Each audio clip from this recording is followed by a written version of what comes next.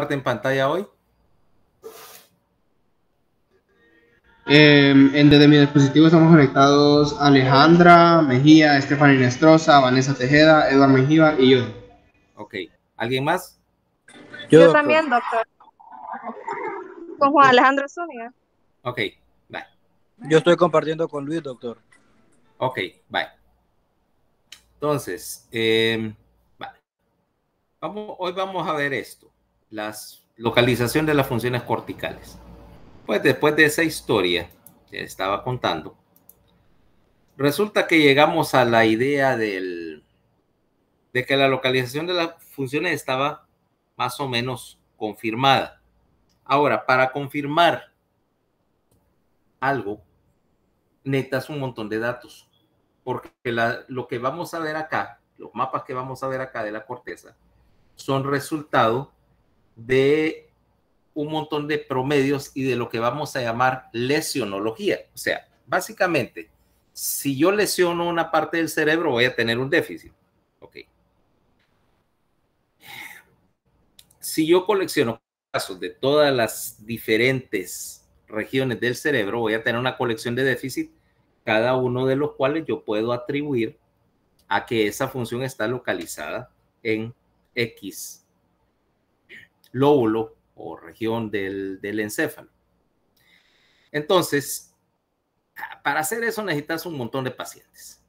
Y aquí es donde entraba, como decíamos ayer, la última parte de esta historia, otra vez involucrando explosivos. Y nos referimos a la Primera Guerra Mundial porque es la primera vez en que teníamos una cantidad grande de lesionados cerebrales que estaban sobreviviendo a su lesión. Porque como habíamos dicho en otra época anterior, no existía ninguna manera de tratar las lesiones de la cabeza. Pero ponele que estás en la Primera Guerra Mundial, 1917. En las guerras anteriores no existía la cirugía como tal. La cirugía moderna empezó por ahí en 1850, 1860. Y la técnica neuroquirúrgica a principios del siglo XX. O sea que para 1918 pasaba algo. Ya tenías en las lesiones anteriores, en las guerras anteriores, cuando te metían un balazo en la cabeza y te dejaban. Pero en 1917, Primera Guerra Mundial, estás en las famosas trincheras. Si has visto las películas de guerra, la guerra era una cosa bien estática en ese tiempo. Todo el mundo estaba metido en unos zanjos llamados trincheras. Y no era una, no es uno, sino que está la primera trinchera, la segunda trinchera, así para atrás. Y atrás hay como 4 líneas de eso. Y había un hospitalito. Entonces venía alguien, tiro en la cabeza, ¿va? Te agarraban, te llevaban, y ahí en la última trinchera había un hospitalito de campaña donde había un médico graduado, ¿ok? En una guerra mundial y todo el mundo estaba participando. Te ponían una ambulancia, no te llevaban colgado en una camilla ni nada, era una ambulancia, vaya, con un carro como hecho para tal, obviamente de la época, ¿va? Pero ya te transportaban y ahí empezaba el concepto del filtrado de los pacientes. Decían, bueno, este paciente tiene una lesión de extremidad al hospital de ortopedia. Este tiene una herida de tórax y abdomen que no se puede manejar aquí, al hospital de cirugía general. Y si te herían a la cabeza, a un hospital de neurocirugía. Entonces lo que hacían era que era Europa y entonces venían para agarrar un hospital y entonces confiscaban un hotel o una casa grande, vaya, un palacio, y ahí montabas el hospital. Y quienes estaban manejando el hospital en 1918 no eran carniceros ni estudiantes de medicina, eran profesores de neurocirugía. Los ingleses tenían manejando su servicio, el director de los servicios neuroquirúrgicos, era un señor que se llamaba Victor Hosley, que fue el primer hombre que pudo abrir la cabeza, sacar un tumor del cerebro en 1896, sacar un tumor cerebral que el paciente contara el cuento. Del lado de los franceses estaba Claude Vincent, el fundador de la escuela francesa. Del lado de los americanos estaba Otto Forster, otro de los grandes. Y de los americanos, nada más y nada menos que Harvey Cushing, el fundador no de una, sino de 2 especialidades, porque era el tipo de esos geniales, el que inventó la neurocirugía moderna. Y el tipo era Cushing, estaba, por ejemplo, un gringo, te meten un tiro, te llevan al hospital donde Harvey Cushing, que era el jefe de neurocirugía del Hospital General de Massachusetts, o sea, de Harvard. Había formado a todos los neurocirujanos. Era de hecho, la técnica neuroquirúrgica moderna desciende de él. Y este señor está ahí, llegas, ok, balazo en la cabeza, un hospital como el que tenía en Estados Unidos. Él trasplantó todo su equipo y materiales y rutina de trabajo a la mera guerra. Ok, entonces llegabas, te tomaban 3 o 4 radiografías en AP, en lateral, de lo que llaman un estereopar, que ya no se usa, dos radiografías así concéntricas para verlas en un visor 3D, como un Viewmaster, y te metían al quirófano. Quirófano casi igual al que existe ahora 100 años después. Solo falta una cosa en el quirófano que yo tengo y que él no tenía, y es el electrocoagulador para sellar los vasos sanguíneos. Él usaba un coagulador de pinza caliente, básicamente una llamita calentando una pinza para quemar los vasos. Pero de ahí era lo suficientemente moderno para que si viéramos en aquello del trasplante en el tiempo, vaya. Y a mí me mandas, por ejemplo, con la máquina del tiempo, con el DeLorean, a 1865, a la Guerra Civil Americana, y yo llego y bueno, me dicen, mira que hay un paciente, ¿y qué le puedo hacer aquí si no hay nada? Lo único que podía hacer era cortar patas junto con los demás. Antes de eso, mucho peor. Pero en la Primera Guerra Mundial, hace 100 años, me trasplantas mágicamente o con una máquina del tiempo al quirófano y yo digo, ok, ¿qué tenemos acá? Un paciente, enséñame la radiografía. Ok, ya sé qué hay que hacer, ¿no? Fragmento de bala, aquí hay hueso metido, etcétera, trayectoria, perfecto. Quirófano con él. Razón en la cabeza, me meto yo, ya existe la esterilidad, ya me pongo mi ropita de cirujano, guantes, bata y guantes, bueno, y pudieras más hacer la misma queja que yo hago aquí. Oh, no tenés guantes de mi tamaño. Ok, y estos guantes tan gruesos parecen de jardinero. No, hombre, dame un guante decente. Pero ya te puedes quejar. Entras al quirófano y yo, ok, la gente está con su vestimenta estéril, preparado, desinfectado, veo el instrumental, ok, ya la única cosa que tengo que preguntar es, ok, ¿cómo está puesto el paciente? O sea, ¿dónde está la nariz para ver la rotación de la cabeza? Ok, aquí está la nariz, macanudo, las placas, ok, bisturí, y ahí yo estoy en mi cancha. En 1918 yo ya puedo hacer neurocirugía. Y si puedo hacer neurocirugía en esas condiciones, quiere decir que los pacientes con lesiones localizadas de la cabeza sobrevivían, ¿ok? Tenían la misma mortalidad que hubieran tenido en un hospital normal en Estados Unidos. Ya estamos ganando muchísimo. Ahora, quiere decir que estos pacientes se iban a recuperar de sus lesiones, pero iban a quedar con algún defecto. Y viene la otra cosa que ayudó a hacer los mapas. Y es que estos pacientes que sobrevivían, vos lo podías examinar después. Porque ¿qué pasaba si, por ejemplo, venía Jesús y participaba, qué sé yo, en la guerra de los 7 años, en 1700 y pico? Sobrevivías a la guerra con una lesión. ¿Qué pasaba con vos después? ¿Cuál era tu destino?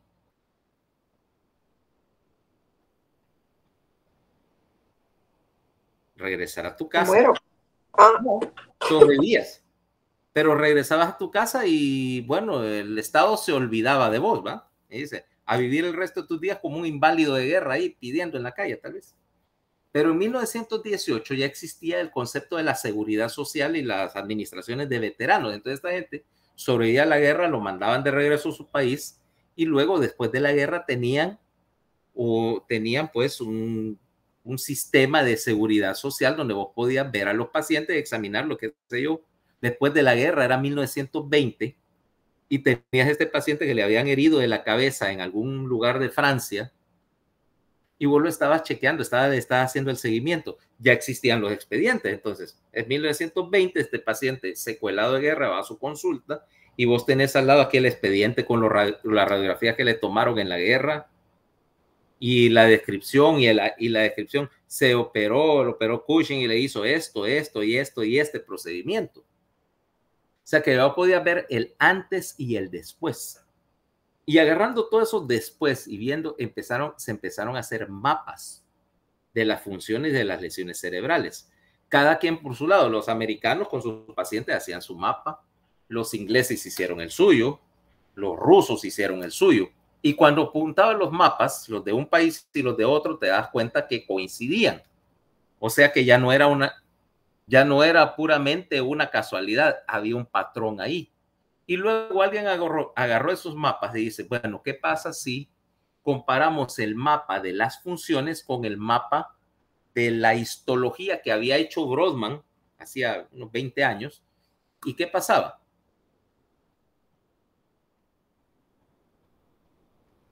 Un mapa histológico y un mapa clínico, vaya, hecho de examinar pacientes. Coincidirían. Ya hay de dónde tomar referencia para exactamente. O sea, los dos mapas no son exactamente iguales, pero se parecen tanto que decís, ok, quiere decir que la histología y las funciones tienen la misma distribución, son la misma cosa. Una cosa es dependiente de la otra. Y aquí es donde caemos en la idea de que vamos a usar el mapa de Brodmann, porque esa numeración es fácil de aprender. Y entonces podemos decir, la lesión del área tal de la histología de Brodmann corresponde con tal y cual función y tal y cual franja o pedazo del cerebro, como vimos en ese mapa de ayer, donde Brodmann tenía un montón de franjas y rayas. ¿Okay? Ahora, más modernamente, podemos comprobar la validez de esos mapas haciendo lo que se llama resonancia funcional. Resonancia funcional o magnetoencefalografía, de lo cual me van a hablar y no voy a arruinar el seminario diciendo, pero sí hablar de resonancia funcional. Por ejemplo, viene Fernanda y yo quiero ver dónde está su corteza del lenguaje. ¿Okay?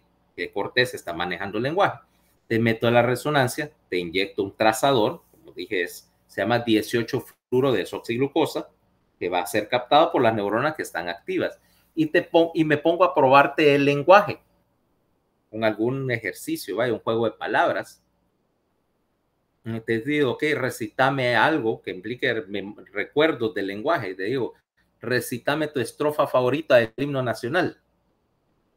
Que en tu caso creo que es la tercera, ¿va? La quinta. Me gusta más la tercera. Muy macaneada esa. Qué bueno. Era inútil. No, era inútil que el indio tu amado. ¿Ok? Y empezás la quinta. ¿Cuál es la quinta, por cierto? A ver. Era Francia la libre, la heroica. Ok. Macanudo. Yo no me sé el fucking himno. Mañana Emilio va a examen. Mañana Emilio va a examen. O sea que que lo repase la mamá, porque yo no me acuerdo. Bueno, ahí tengo el librito. Tengo el librito para preguntarle. Okay. ¿Es presencial el examen de él? No, es virtual. Y va a tener ahí. Facilón. Nadie. ¿Quién está haciendo exámenes presenciales del himno? ¿En dónde? No sé, la verdad. Yo creo que en todas partes. Bueno, tal vez en los colegios que estén abiertos para eso, pero los bilingües todos lo están haciendo virtuales. Acuérdate que desde el punto de vista de graduarte de la escuela, eso es un obstáculo nada más. No tiene nada que ver con nada. Te lo ponen porque es un requisito del ministerio. Si no veo por qué habría de existir. Bueno, te pongo a recitar la quinta estrofa entonces, y tu corteza del lenguaje se va a activar, y yo voy a ver en la resonancia el aumento en la señal de las neuronas que están activas.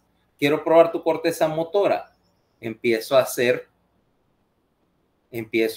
¿cómo se llama? Te empiezo a pedir que movilices parte del cuerpo. Ok, mueve la mano, extende los dedos, flexiona la pierna. Y estoy viendo las partes de la corteza que están trabajando. Tu corteza prefrontal, y te pongo un acertijo de lógica. Te empiezo a preguntar algo. Y vos empezás a trabajar, o sea que confirmas los mapas. Entonces tenemos más de una manera de mapear el encéfalo. Caigamos acá. Bueno, ahí tengo los dos hemisferios. ¿Para qué? ¿Quiénes tienen el programa en su casa o en su máquina, teléfono, etcétera?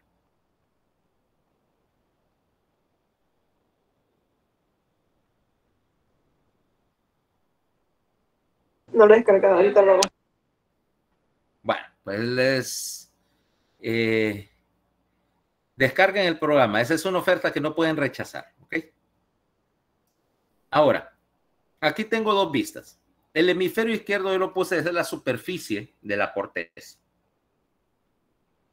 El lado derecho es la profundidad, es la interfaz entre corteza y entre la corteza y la sustancia blanca. Vamos a entrar aquí, veamos primero los lóbulos. Vamos a ver 4. ¿Okay? Vamos a ver 4 lóbulos. Primero el lóbulo frontal. Aquí, ¿ve? Mira la posición. Anda, pero te digo, tener la imagen para que vayas viendo. El lóbulo frontal. De ahí detrás de él, el lóbulo parietal. ¿Ok? Aquí, ¿ves? Detrás de él. Debajo de él, el lóbulo temporal. Ah, mira, la clásica forma de banano del lóbulo temporal. Una porción medial y una porción y la porción lateral. Esta porción medial que estoy señalando ahorita, que es la parte donde está el hipocampo y demás, y esta porción lateral que es más moderna. Y por último, el lóbulo occipital. Mira bien, el lóbulo occipital, voy a quitar el hemisferio derecho por un momentito. Mira acá, visto, parece bien pequeño porque la mayor parte del lóbulo está en la cara medial del hemisferio. O sea que no creas que si yo te dibujo en o en una vista lateral, ese pedacito del lóbulo no es que solo es ese pedacito chiquito, sino que hay una parte que no se ve desde el costado. Está en la línea media. ¿Cabal? Luego, separando estos lóbulos, voy a tener una serie de surcos primarios. Surco primario, bueno, ahí el surco interhemisférico acá. ¿Ah? Luego, los que me interesan. Primero, el surco central, dividiéndome el lóbulo frontal del lóbulo parietal. Mira, este. Aquí, visible. Aquí es más fácil de entender que es un surco porque está, ves la profundidad. El segundo surco que me interesa es el surco lateral o surco silviano o cualquiera de sus sinónimos. Acá separándome el frontal del temporal, bueno, y el parietal en parte. Aquí este surco está abierto, o sea, separaron los dos lóbulos para ver la profundidad. Aquí lo ves un poquito más claro, ves que es una zanja profunda, ¿va? ¿Cabal? Después, entre ellos, ¿qué otro me interesa? Esos son los dos surcos o los 3 surcos primarios. De ahí tenemos surcos secundarios. Tenemos este primero, el surco intraparietal. Mira que me parte el lóbulo parietal en 2 mitades. Una mitad de arriba y una mitad abajo, que es lo que llamamos el opérculo del parietal. ¿Yes? El otro surco que me interesa es el surco del cíngulo. Voy a quitar uno de los dos hemisferios. Voy a quitar el izquierdo, el derecho. Surco del cíngulo. Mira, separándome el cíngulo del resto de la corteza. Vamos a cambiar de hemisferio para que se vea mejor. Mira, aquí con el cíngulo y la corteza límbica por debajo de él y para arriba, pues corteza más nueva. Y por último, el surco calcarino en el lóbulo occipital. Mira la posición. ¿Ves que es esta raya que viene por aquí abajo y me divide el lóbulo occipital en 2? Voy a ponértelo acá mejor en el lado izquierdo. Ahí. Para que veas el dichoso surco calcarino dónde está. ¿Ok? Ahí, mira. ¿Los ubicaron? Bueno. Entonces, como les digo, eso está en su programa y yo por eso les voy a decir que vayan a jugar con él y que vayan a explorar dónde están todos esos surcos.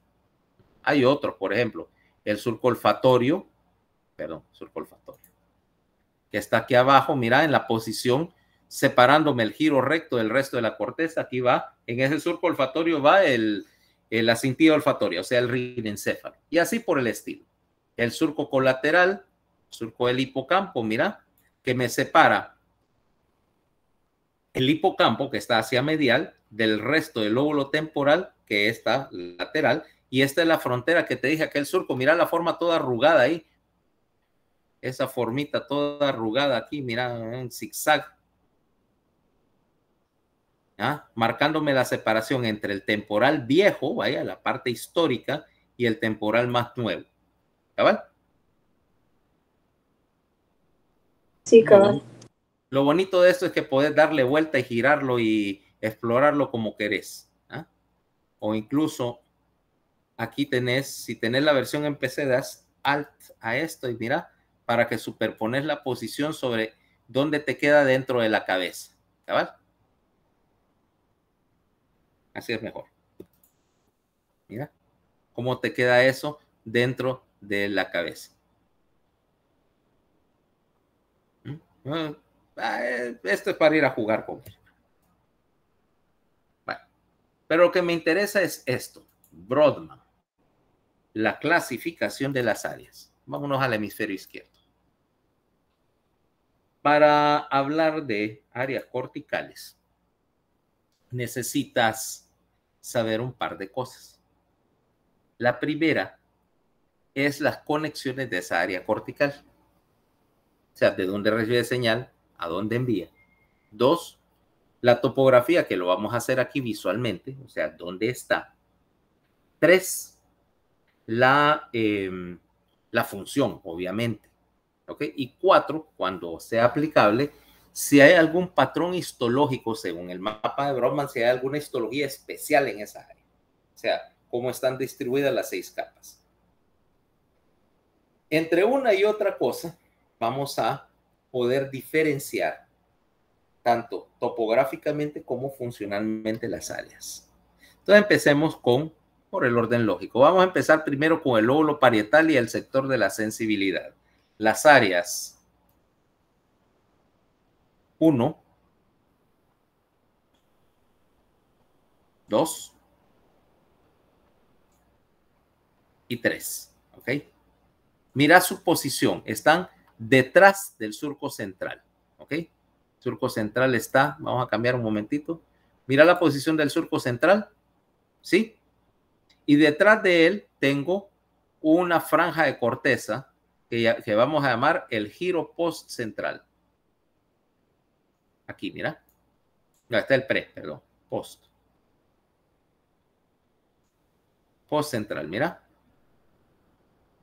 Como dicen, adelante y atrás del surco central. ¿Cabal? Entonces, volvamos. 1, 2 y 3. 1, 2, 3. Esto es entonces el surco postcentral y esto es lo que vamos a llamar la corteza somatosensitiva primaria. Bueno, espérame un momentito, voy por un vaso de agua. Tengo la lengua seca. Ya ves.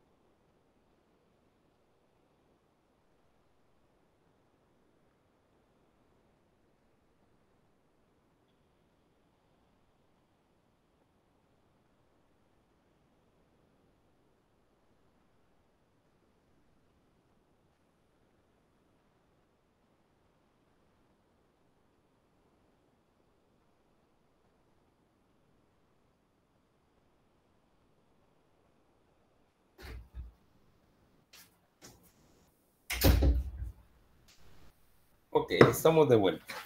Entonces, esta franja que está acá me representa el sitio donde terminan las señales para la sensibilidad común, o sea, la sensibilidad somática. Por lo tanto, si ahí viene la sensibilidad somática, quiere decir que las fibras del núcleo ventral posterior del tálamo son las que están alimentando acá. O sea, la señal que vino de los sistemas sensitivos cutáneos y mucosos, vaya. Fíjate bien que estoy hablando de los sentidos cutáneos y no estoy hablando del sentido del tacto, porque aquí no hay todavía tacto. Aquí solamente estoy recibiendo la señal que va a pasar por una primera fase, un primer proceso.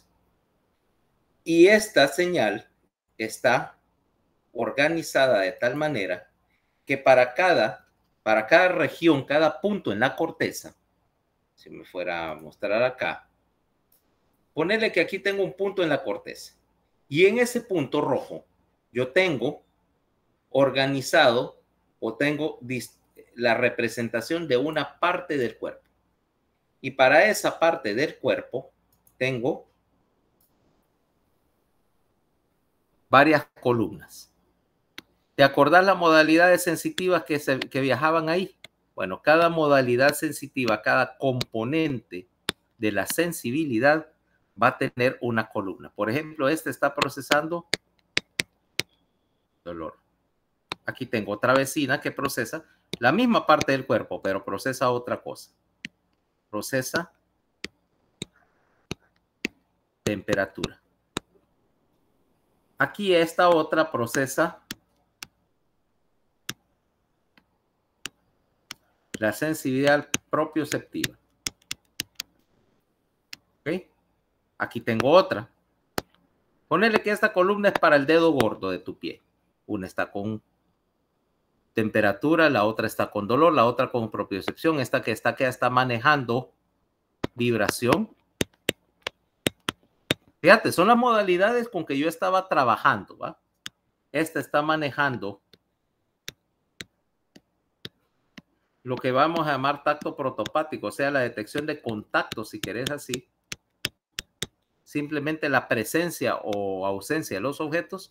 Y una sexta columna, acá, que me está manejando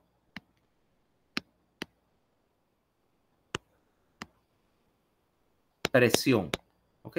Presión o sensación. O sea, hay dos columnas para lo que llamarías tacto propiamente dicho, protopático y epicrítico, alimentando estas dos, y de ahí temperatura, vibración, dolor y propiocepción. 6 columnas para cada parte del cuerpo. Las columnas, como discutimos el otro día, son independientes la una de la otra. Por ejemplo, Fernanda puede estar agarrando ahorita ¿qué? Este objeto y está estimulando las columnas, por ejemplo, para presión y contacto. No vibra, pero si vibrara, algunos de esos vibran por cuando están haciendo algo, y entonces sentiría vibración. Pero si no, no. Obviamente esto no me está provocando dolor, a menos que me estuviera apoyando con esta cuestión ahí en algún lugar doloroso, pero no, así como está, asumo que no duele. Y que, bueno, la temperatura puede ser variable. Y generalmente, de hecho, no está detectando temperatura como un absoluto, sino más bien el cambio de la temperatura. Más frío que, más caliente que, ¿no? Ahora, estas columnas son independientes la una de la otra. ¿Okay? O sea que puedo estimular una y no la otra, o puedo estimularlas en cualquier combinación que quiera de las 6. ¿Me vas siguiendo la idea? Ahora, por lo tanto, ahí lo que estoy procesando es los componentes de la sensibilidad cutánea. Tanto así que caemos con otra cosa. Hay una distribución de la sensibilidad. Te dije, cada parte de esa franja está procesando una parte específica del cuerpo. Y claro, el tamaño de la región dentro de esa corteza sensitiva que te esté procesando, por ejemplo, el dedo gordo, va a variar de acuerdo a la precisión, a la finura de la sensibilidad. O sea que esa distribución que tenemos ahí es raya. ¿Cómo se llama ese tipo de distribución? Pues, repita la pregunta. Si cada parte del cuerpo tiene un pedazo asignado, somatotópica. Ahí hay una somatotopia. Y de hecho vos podés ver la distribución somatotópica ahí dentro de la corteza, la podés ver así. Imagínate, y la voy a dibujar como un muñequito.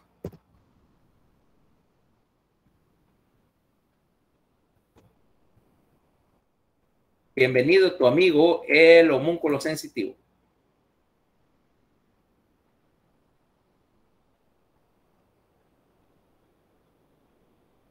Ah, ese es el que dibujó. ¿Para qué tema fue? No me acuerdo, pero ya lo ha dibujado, ¿verdad? No, este es otro. Es diferente. Aquel es el del cerebelo. Este es el homúnculo sensitivo. Ahí estás en la corteza sensitiva primaria. Mira que es un muñeco, están todas las partes corporales, pero están proporcionales. ¿Ves? La mano es mucho más grande que el tronco porque tenés sensibilidad mayor en la mano que en el tronco. Los pies son grandes, boca, labios y lengua grandes. De hecho, las orejas son pequeñas, los ojos son pequeños, pero ahí por estética, tal vez los genitales son grandes porque son área de mucha sensibilidad. Sin embargo, el tronco y los brazos son pequeños. Ahora, hay otra manera de ponerte. Vamos a ver, este es aquí. Esta es la otra manera de ponerlo, mira. Vamos a abrir.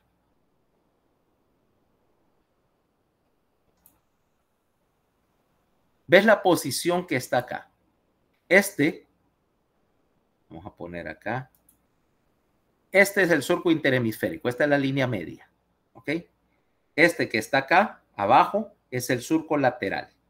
Si me cambio para acá, tendrías, aquí está el surco lateral. No, espérate, ¿dónde está el puntero? Okay. El surco lateral y aquí el surco interhemisférico. Mira que la franja no solamente termina acá, sino que da la vuelta alrededor y se mete aquí a la línea media, ¿ok? Ahora, ¿qué es lo que tenemos aquí? La distribución somatotópica. Veámosla en más detalle. En el surco interhemisférico tengo bien profundo los genitales, ¿ok? Bien pegado. Mientras que en la cara medial tengo los dedos del pie, en particular el pulgar es el que ocupa más espacio, la planta del pie hasta el tobillo y la pierna. Más o menos donde das la vuelta aquí, mira, donde dejas de subir en el surco interhemisférico y te vas para el lado, está la rodilla, la posición acá. O sea que puedes decir que básicamente para recordarte de la posición del homúnculo está colgado de sus rodillas acá. ¿Okay? Fíjate el tamaño del pie. ¿Por qué necesitas un área tan grande para el pie? ¿Por el movimiento? Aquí no estamos hablando del movimiento. Porque antes caminábamos descalzos, entonces teníamos que saber identificar bien que nos parábamos, ¿no? Ajá. Todavía tenés necesidad de hacerlo. El hecho de que estás calzado te ayuda un poquito, pero igual, imagínate, son las 3 de la mañana, te levantás por un vaso de agua, no querés encender la luz y resulta que uno de los legos de tu hermano está en el pasillo.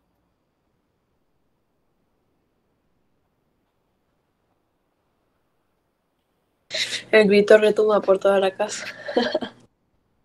Exactamente. No solamente por el hecho de evitar lesiones, sino también porque tu paso o tu... Esto está goteando. No me digan que tiene una grieta el aguas. No entiendo. Yo compré de estos vasos de plástico porque son los que usan en los restaurantes o son difíciles de quebrar y aún así lo agrietaron. ¿Cómo los lavarán estos güeros? No sé. Ellos, yo no lavo platos. Bueno, también porque vos tenés que adaptar el paso al terreno.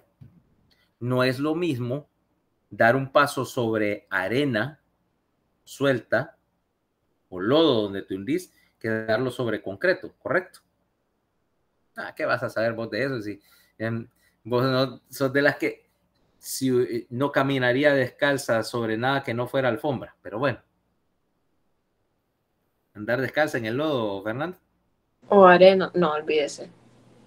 La arena es lo más que le paso.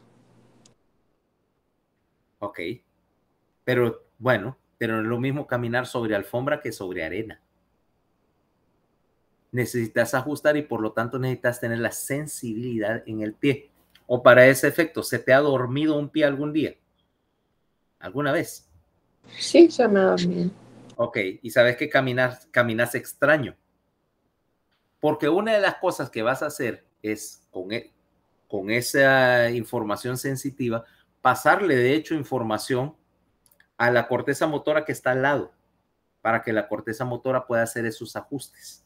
Okay. Entonces, de ahí veamos, ¿qué más hay? ¿Ves que cadera y pierna son relativamente pequeñas? Era solo este pedacito. Tronco, es un pedacito apenas, mira, esto es todo el tronco. Cuello también. Pero de ahí cuando vamos al miembro superior, tenés todo este pedazo. Mira, el brazo y antebrazo no tanto, pero mira, la mano te ocupa más o menos un tercio de la franja motora. Mira. Es más, si lo ves en resonancia, vamos al mapa este y vámonos a hacer resonancia funcional por un momentito. Y yo empiezo a estimular tu mano, o sea, busco el área sensitiva para la mano. Hand somatosensory area. ¿Ok? Mira.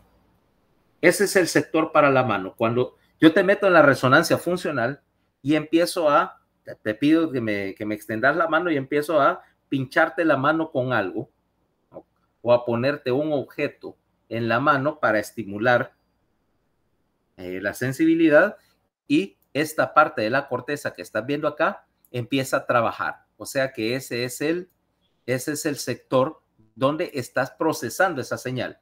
¿Cabal? Comparémoslo otra vez con Broadway. Mira dónde está. Ahora pongámoslo acá. En medio de la franja de 1, 2 y 3. ¿Ok? ¿Cabal? Entonces, sigamos. Luego, aquí. La mano, por lo tanto, está puesta de tal manera que antebrazo y luego mano. Y los dedos van en orden. Quinto, cuarto, tercero, segundo, pulgar. Mira, toda esta es la región del pulgar. ¿Ah? Implicando que tenés sensibilidad. Luego te vas y un tercio más o menos, bueno, un tercio no, la mitad de la sensibilidad está orientada de la cabeza, la parte que va hacia el surco lateral. ¿Qué tenés acá? Bueno, cara, nariz, etcétera, orejas, que aquí no están dibujadas, y mira, labios. Mira ese gran sector, casi tanto espacio para el pulgar como tenés para los labios. ¿Y por qué en tu homúnculo tenés unos labios que serían la envidia de cualquier trompetista de la raza de color?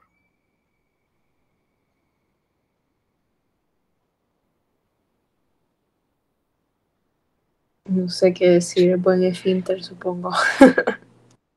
No, no te metas con esfínter. En primer lugar, esto no es un esfínter. ¿Para qué necesitas tanta sensibilidad en los labios? Me hace pensar en los tiempos de atrás cuando, ay, no sé, la verdad, para saber qué clase de comida nos estamos metiendo a la boca, supongo. Exactamente, esa es la primera función. Gran parte de lo que vos determinás como comestible o no comestible depende no solamente de el sabor, que es relativamente, el sentido del gusto es un poco limitado, sino que depende mucho de la textura. Veamos, por ejemplo, un caso. Voy a agarrar un paquete, una caja de cornflakes, ¿ok? Vamos a poner cornflakes porque yo sé que sos de la clase de gente medio aburrida que considera que eso es desayunable, ¿ok? La voy a dejar. Déjenme el cereal del gallo en paz, por favor. ¿Cómo? Déjenme el cereal del gallo en paz. Es rico. Vos sabés que el cereal del gallo lo inventó un médico, De veras. el doctor William Harvey Kellogg. Pero ¿sabés por qué lo inventó? ¿Por qué? Eso es a final del siglo XIX y él tenía un sanatorio. Ahí donde está todavía la fábrica de Kellogg's en Michigan. Y él era uno de los primeros que cuestionaban la vida saludable y la cuestión de la dieta. A finales del siglo pasado, las dietas eran súper pesadas, ¿ok? O sea, se considera lo que normalmente comían, la gente no te comía ensaladas, sino que básicamente eran pedazos grandes de carne, mucha mantequilla, mucha grasa. Y entonces él tenía una teoría que decía que, bueno, que eso no era saludable. Entonces empezó a desarrollar en su sanatorio un programa donde tenías, en primer lugar, abstinencia de cosas como alcohol, condimentos, tabaco. Empezó con la hidroterapia, básicamente a meterte baños fríos, dice que para estimular la circulación, a hacer ejercicio, había bastante obesidad en la época, que hacer ejercicio y una dieta libre de irritantes, dije, porque según él, todo ese montón de proteína y todo lo que terminaba causándote era un cáncer digestivo, de estómago, de colon, cosas así. Tenías un poquito de razón, ¿ok? Y entonces empezó a experimentar y en una de esas agarró como una masa de maíz o algo así y la hizo como unas escamitas y la puso a secar y de ahí sacó el cornflakes. ¿Okay? Porque es que la otra teoría, ¿okay? Es que para él, acordate la moralidad de la época, el sexo era una cuestión que debía hacerse con mucha limitación, o sea, solamente para tener hijos. Y que bueno, una de las cosas decía que la alimentación con mucha carne como que te estimulaba el deseo sexual. Entonces, en particular era enemigo de que vos tuvieras, que vos jugaras con vos mismo, vaya, ¿ok? Y que decía que la dieta como que te inducía a hacer esa clase de cosas. Entonces él empezó a buscar dietas que no tenían ningún irritante, ningún estimulante, según ellos. Que verdurita hervida y cornflakes, ¿ok? Y que porque eran saludables y te quitaban todos los instintos carnales y porque te quitaban aquel deseo de comer un montón en el desayuno. Y es cierto, porque la verdad es que el cornflakes no es exactamente la cosa que yo quisiera repetir, ¿ok? Si me pones un tazón de eso y tiene que ser lo único que haya para desayunar, me lo comería, pero no voy a pedir un segundo. Ahora, poneme Oreo O's y cuidado, y metele candado a la bolsa porque me voy a comer todos los Oreo O's o o todo el Cookie Crisp que hay en la casa, ¿va? En una sola sentada. Y ¿Cuál ahora, es usted? Oreo O's. Sí. ¿Y los otros? Cookie Crisp. Ya. Ajá, ya me acuerdo. Es que son unas mini galletitas, ¿verdad? Sí, o sea, galletas de dar al desayuno, literalmente. Bueno, realmente no, es comida para perro disfrazada de galletas. ¿Sabías eso de los cereales? El cornflakes es un poquito de excepción, vaya, porque viene de otra línea, pero todos esos cereales dulces para el desayuno, o sea, tus bombas de azúcar que le encantan a los niños, es el mismo proceso técnicamente para hacer churros, cereal para el desayuno y comida para perro. Son un slurry, una mezcla de harinas que se hacen una pasta, luego salen salen por un tubo parecido al del tubo de pasta de dientes, se llama un extruder, que le va dando la forma y luego un alambre caliente lo va cortando, va a hacer, por ejemplo, los disquitos, pasan por una máquina, un horno que tiene un chorro de aire caliente para secarlos y hornarlos, y luego, bueno, y junto a la harina, obviamente le mezclas el saborizante y luego se empacan, ¿va? ¿Ok? O sea que es una mezcla de harinas saborizadas, dadas forma y hornadas. Ok. Si vas a hacer algo como un churro, utilizas una mezcla que sea fácil de desarmar y le echas saborizantes como queso y parecido. Si vas a hacer cereal, le echas azúcar, un montón de, mientras más mejor, y sabores apropiados para niños. Y si es comida para perro, lo horneas más duro y le mezclas proteína de soya y sangre. La sangre que se viene del proceso de las reses y todo, se mezcla con esto para, aparte de la proteína y los nutrientes, darle sabor a carne, ¿okay? Y que los perritos se los coman, o los gatos. O sea que básicamente tus cereales son comida de chucho, glorificada, sin sangre, y en vez de sangre le metieron una tonelada de azúcar. ¿Ok? O sea que toda tu infancia estuviste engañada. No creo que los Choco Crispy sean comida de perro. Son básicamente lo mismo, lo único que es saborizados para niños, y el Choco Crispy se hace básicamente no es arroz en sí, ¿ok? No son granitos de arroz que se inflan, sino es una mezcla de harina de arroz que se hace como esas hojuelitas y ¿cómo se llama? Se infla y se tuesta, ¿ok? Lo mismo, el Rice Krispies es igual, lo único que es sin el saborizante de chocolate. Es más, mira, por ejemplo, ¿has visto esos discos que llaman Rice Crackers, que son unos discos así como de arroz? Rice crackers, creo que no. Sí, los venden. Son comida para adelgazar. Probablemente vos, porque no creo que... Rice cakes. Sí. Ok.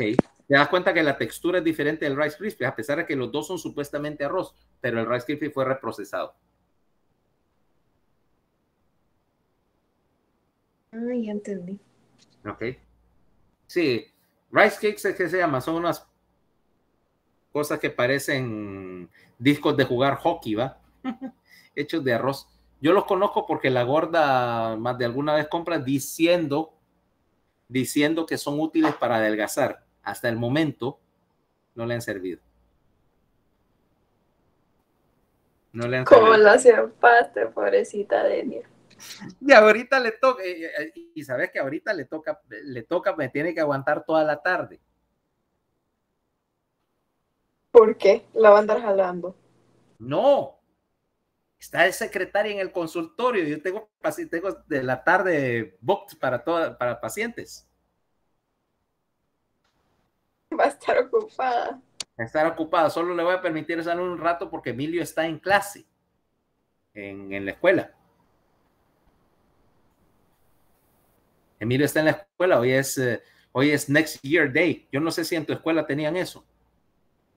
No, no teníamos eso. O sea que la última semana o algo así de noveno, vos vas un día a recibir clases de décimo para que conozcas a los maestros y las aulas y todo lo demás. ¿No tenían eso en tu escuela? ¿O es exclusivo de Happy Days? Yo creo que sí, es exclusivo de ellos. Pues, y por cierto, alguien estuvo sufriendo en la escuela. ¿Por qué? No tienen aire. Sí tienen aire, ¿no? ¿Por qué van a sufrir? Estaba sufriendo el maestro. La primera clase que tenía hoy, según ese esquema, era biología, de décimo. Hace 37 años, cierto muchacho que en ese momento creo que estaba estudiando en la universidad, tal vez era su primer trabajo dando clase, empezó dando biología en Devonia, Mr. Zelaya, una gran persona, por cierto, tipo estelar, dando clase, y tuvo que aguantar, como en su primer grupo de alumnos, al señor Juan Carlos Corea. Ajá, en aquel tiempo estudiante de 10º grado. Bueno, pues hoy le toca ¿cómo es que se dice? Next in line. Ajá, al heredero al trono, vaya. Al heredero al trono. Hoy le está dando clase. O sea, la maldición se repite 37 años después. Pero el que le dio clase a usted no va. Sí, él me dio clase a mí, ahora es el maestro de Emilio. ¡Oh! ¡Wow! Next generation. No puede ser. Si no se retiró a tiempo, no me eche la culpa a mí. No, pero él ya sabe a lo que va. Uh-huh. Y por cierto, estaba enseñando, el otro año lleva química, ¿no? En 10º llevan química. Entonces ya le estaba introduciendo a Emilio a la química. Algunas sugerencias de cosas que hacer en el laboratorio. No, qué malo. Ok, ¿qué te parece? Introducción a los mercaptanos. No sé de qué me está hablando ya. Me perdió. Ok. Espero que la maestra de química también. Lo que va a perder es el rinencéfalo. Metilmercaptano. Lo que le echan al gas para que huela a gas. La sustancia. Diaminas. Ok. Que huelen a cadáver. O tionílésteres. Imagínate, agarras un anillo de benceno, que no es exactamente una de las sustancias mejor olorosas del mundo, que normalmente tendrían una cadena lateral con oxígeno. Cambia el oxígeno por azufre.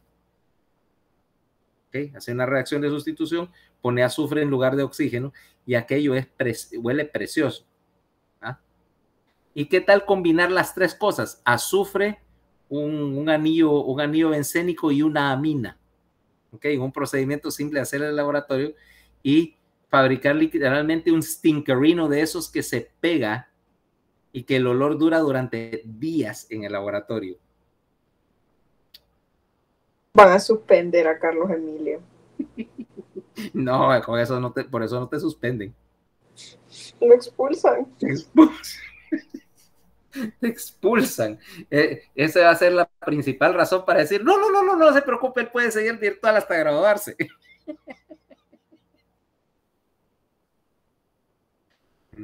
Sí, es que ya el otro año lo van a mandar presencial, ¿verdad?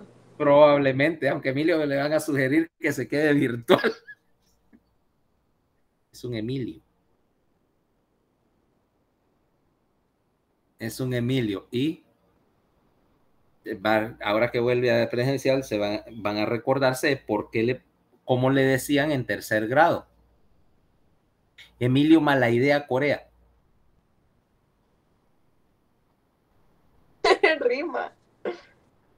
Malaidea Corea, ya te imaginas todas las trastadas que hizo. ¿Ok? Y por supuesto, si yo no se las celebro, ya sabes quién se las va a celebrar. La mamá no creo yo. La abuela. Lo va a consentir. Si las que yo no le dejo hacer, mi mamá se las permite. Imagínate.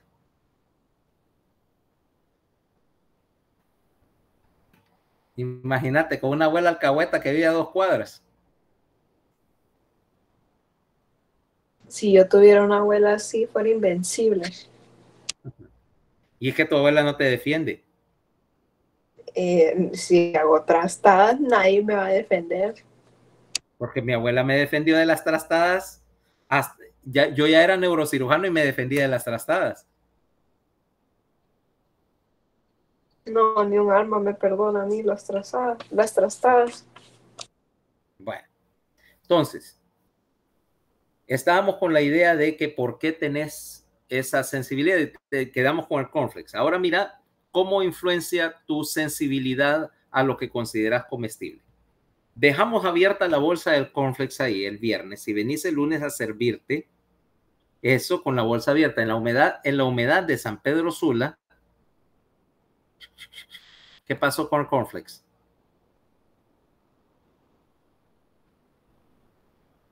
¿Qué pasó con cornflakes? Si lo dejas abierta la bolsa de un par de días, se pone talludo.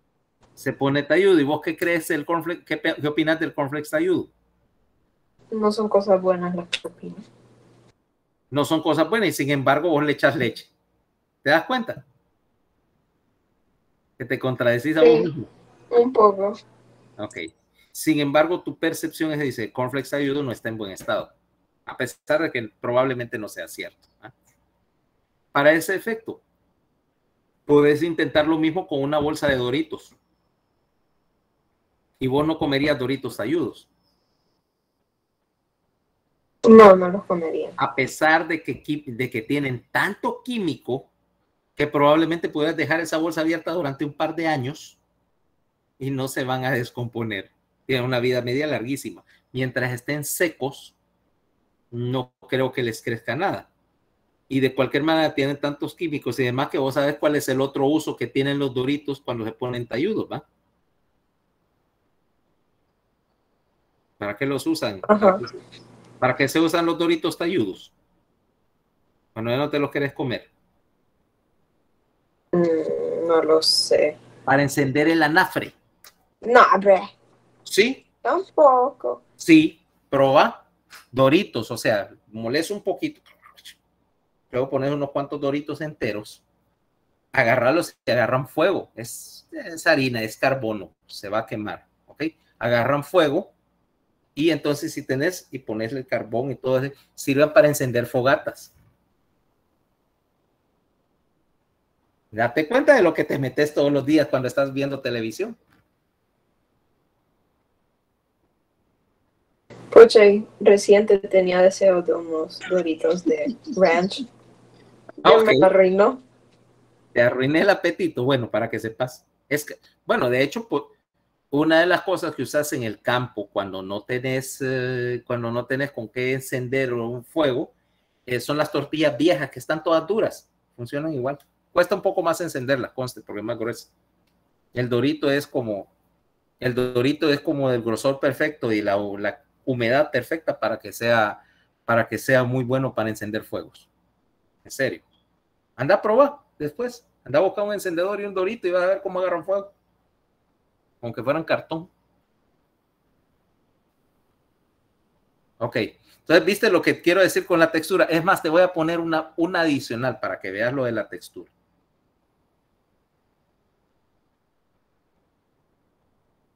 ¿Cuál es tu carne favorita? De res, de tu corte favorito de res.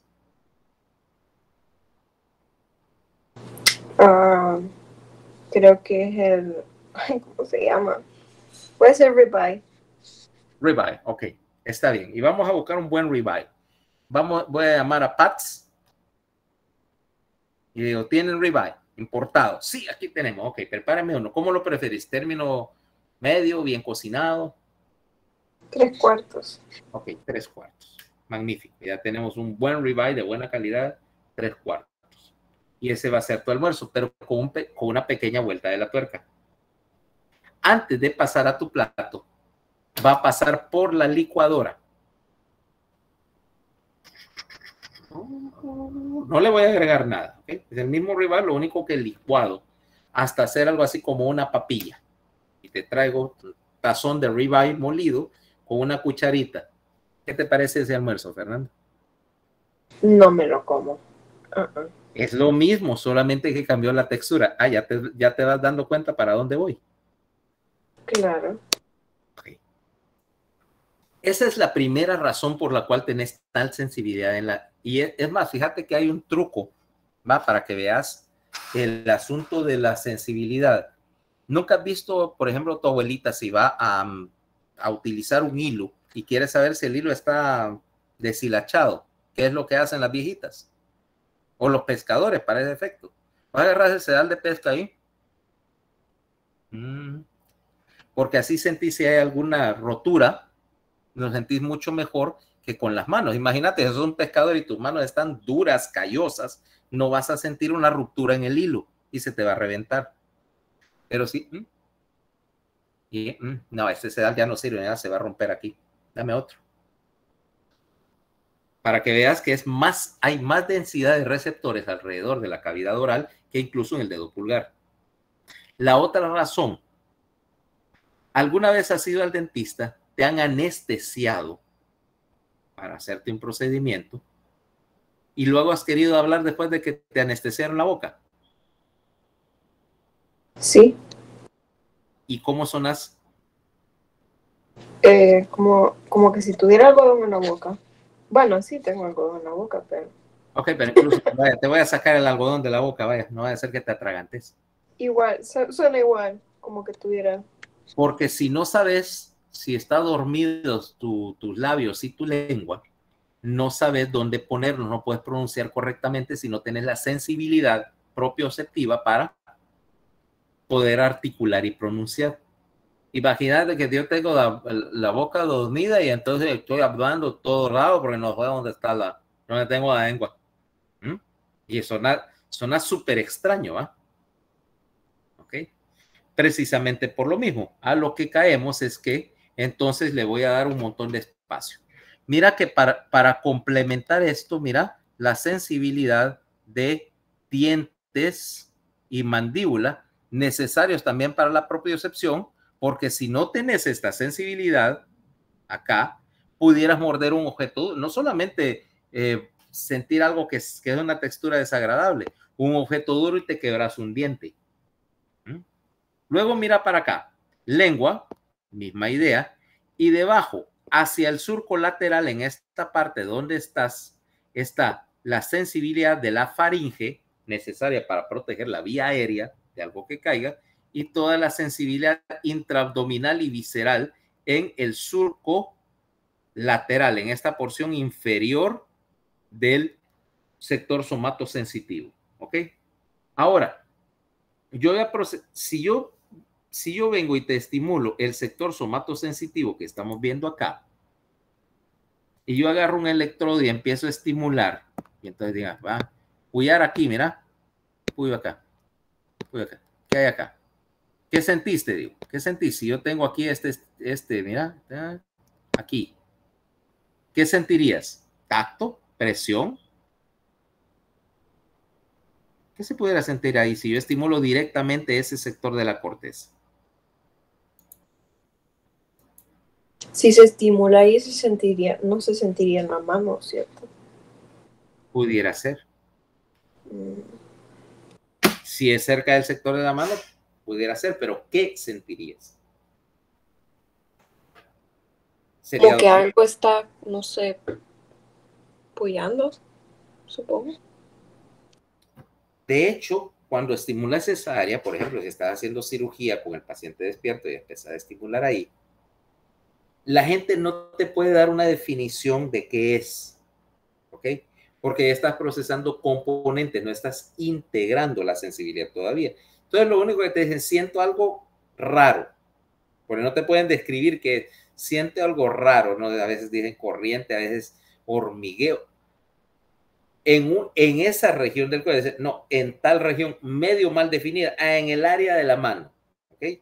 En el área del dedo gordo, o aquí en el antebrazo, en el tronco, siento algo, pero no te pueden decir todavía qué es porque no está integrado. Lo que siempre es seguro es que cuando estimulas ahí, la gente dice, no sé qué es, pero no me agrada, ¿ok? Siempre se interpreta como nocicepción, ¿ok?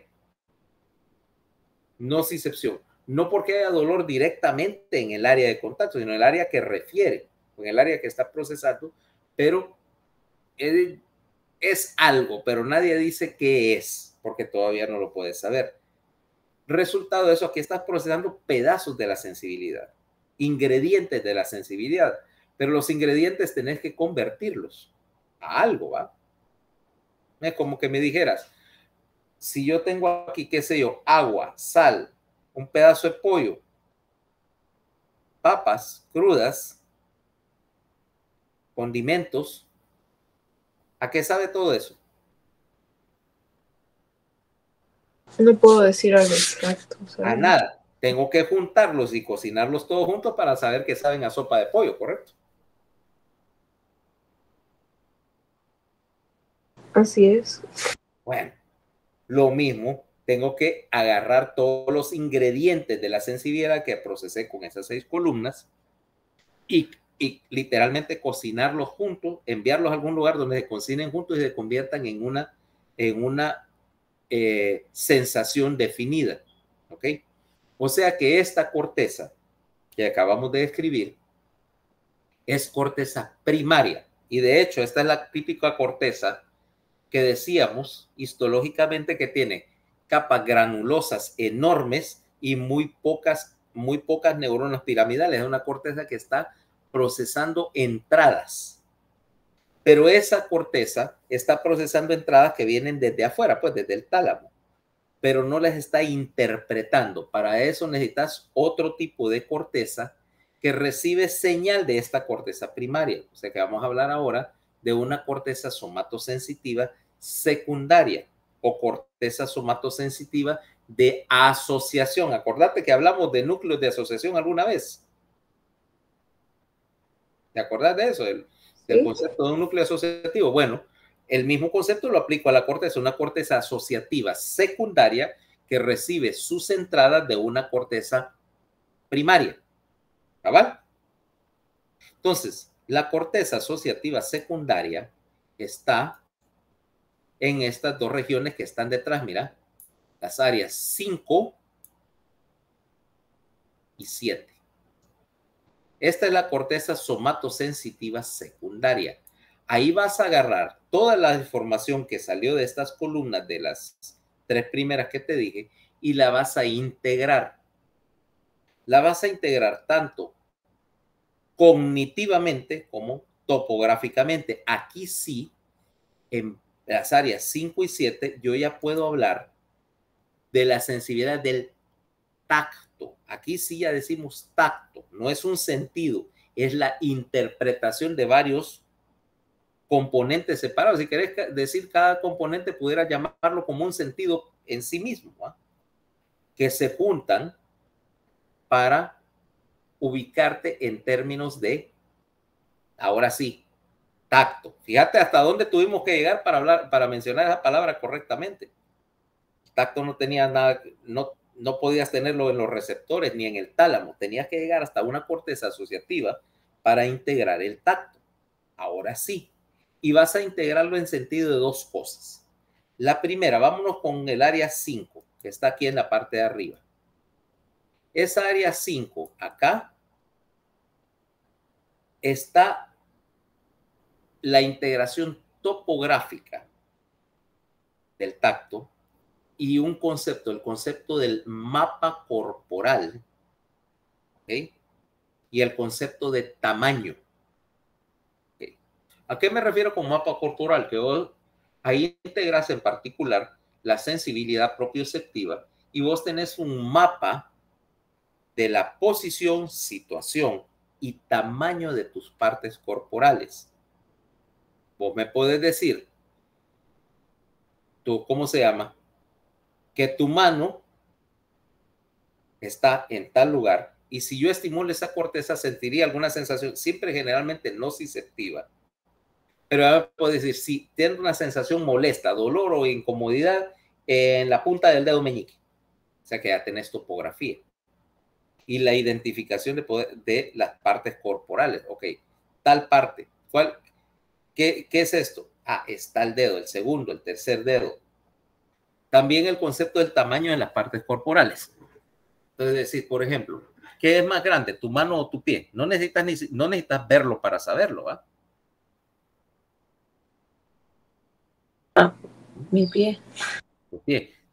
Ya tenés ese concepto intrínsecamente ligado a tu percepción. No necesitas ver la mano y compararla con el pie. ¿Ah? O ¿qué es más grande? Mi dedo pulgar o mi nariz, no tengo que compararlo. Yo ya sé que mi nariz es más pequeña que mi dedo. Y de eso también está el concepto de tamaño. Por ejemplo, Fernanda, vos cabés en una gaveta de tu armario. No, no sé. Automáticamente no tenés que medirlo.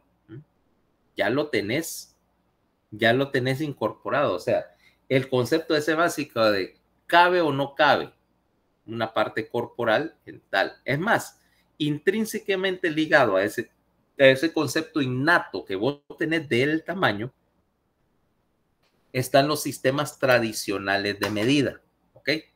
O sea, no hablo de metros y centímetros, que son puramente artificiales, sino que, por ejemplo, medís cosas con unidades de medida, por ejemplo, decís el pie.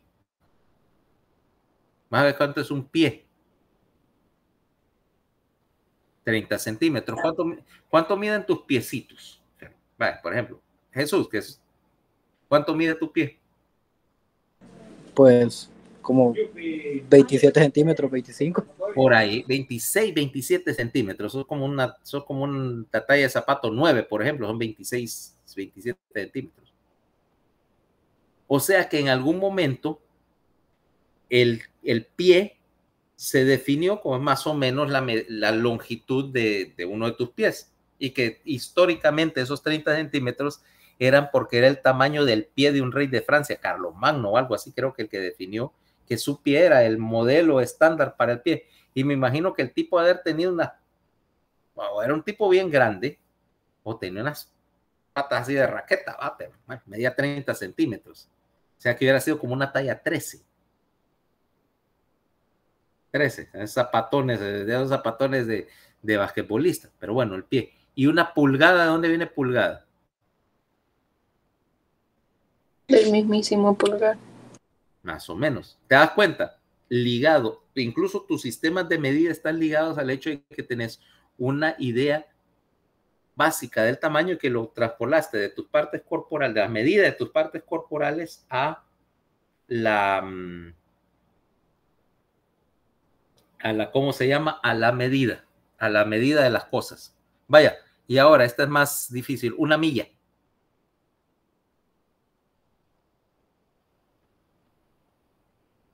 Como 1600 metros.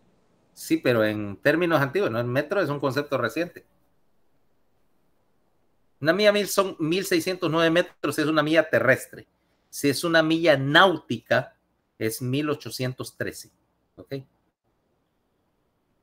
Pero, ¿por qué una milla? Viene de mil. ¿Mil qué?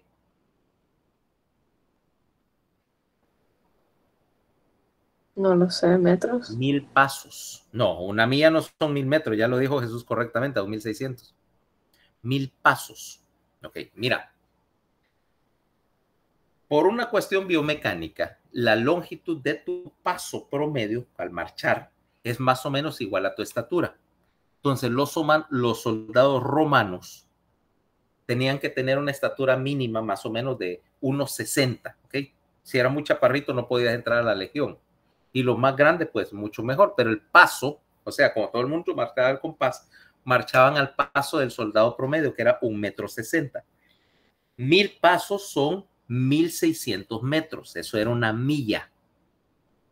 Y entonces en las carreteras en Roma, cada milla, cada 1000 pasos había un marcador, así la piedra marcada al lado del camino, para que vos supieras cuántas millas habías avanzado y cuántas te faltaban de un pueblo a otro. Y además porque al paso en que caminaban los romanos, el ejército, que era estándar, una milla se hace en 15 minutos, ¿verdad? Porque vos caminaban a 4 millas por hora. Y 4 millas, o sea, una legua, era 1 hora de marcha. Entonces yo quería saber cuánto con el ejército tenía que avanzar, qué sé yo, 25 millas. Entonces yo sé que 25 millas, yo sé que, bueno, llegamos ahí en 6 horas, ¿no? 6 horas, bueno, más los descansos que había que tomarse.